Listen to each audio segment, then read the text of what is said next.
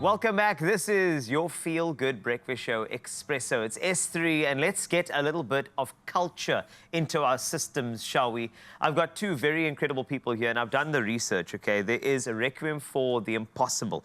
It's an extraordinary fusion of music, technology, documentary storytelling. I mean, honestly, the entertainment senses are just going off here when it comes to this particular opportunity. Now, let's meet our two guests over here.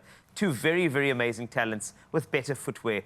I must just say, hello there, Diane Kutzer. Hi, it is so good nice. morning. It's so nice to see you. Yeah, it's lovely to be here. Thank you for inviting us. And then Dr. Natalie is here as well. Thank you, nice to see you. No, it's really great. I feel like what we need to do to set the tone over here while we're all here, before we unpack, is that we need to look at a little clip of Requiem for the Impossible, something that you are going to need to not even see, feel, touch, just experience this.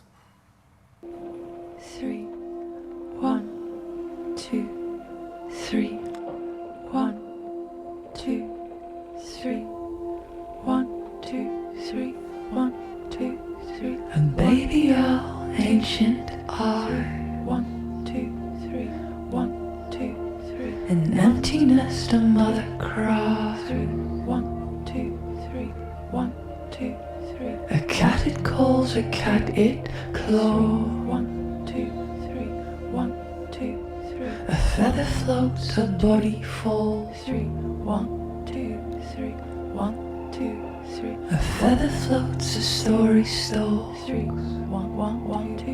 A feather floats, a silence calls. There's something about that, it's transcendent.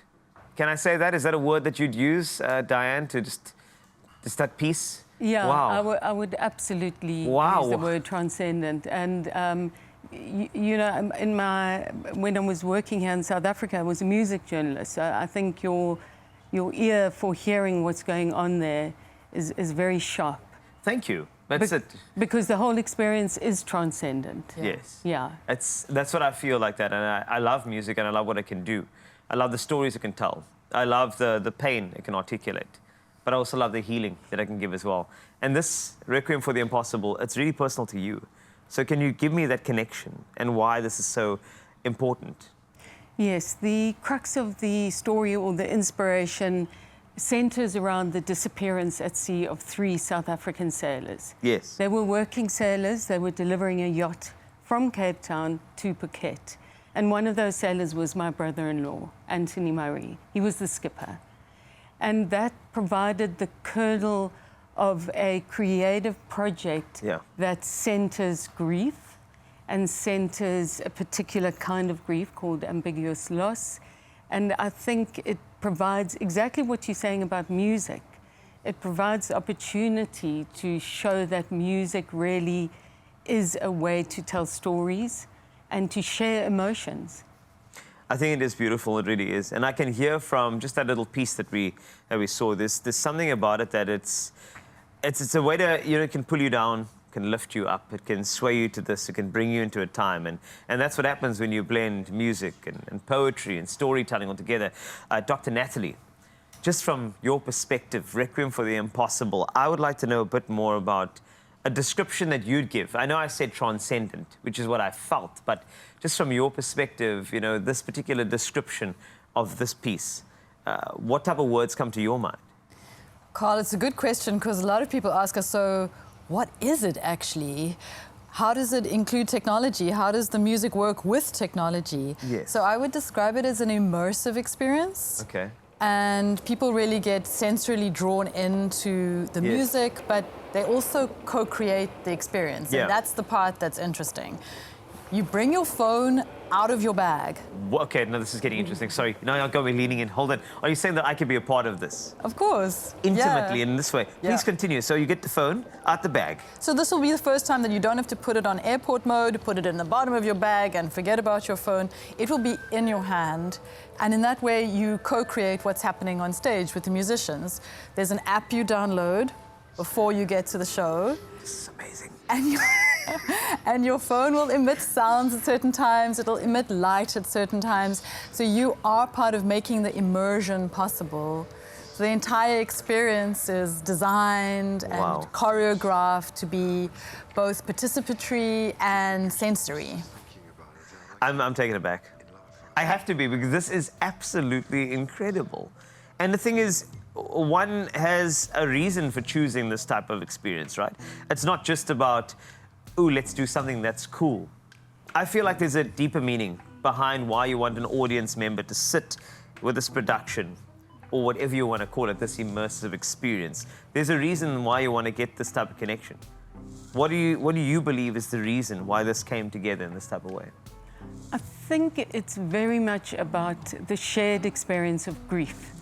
And I think it's about bringing people together in a space. I mean, music does that. Music is a way of kind of, it's a communal experience when you're in a live audience, whether you're at a rave or something like this, you come together in a very emotional way. And I think we're really trying to provide a space for audiences to reflect on this particular kind of loss that I referred to, but also on their own grief.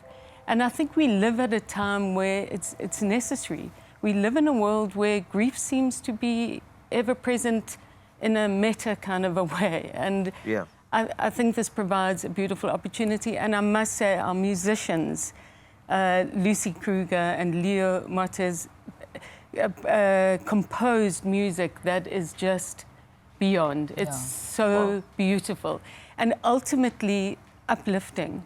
So we don't want everyone to think you're going to come there. It is very emotional.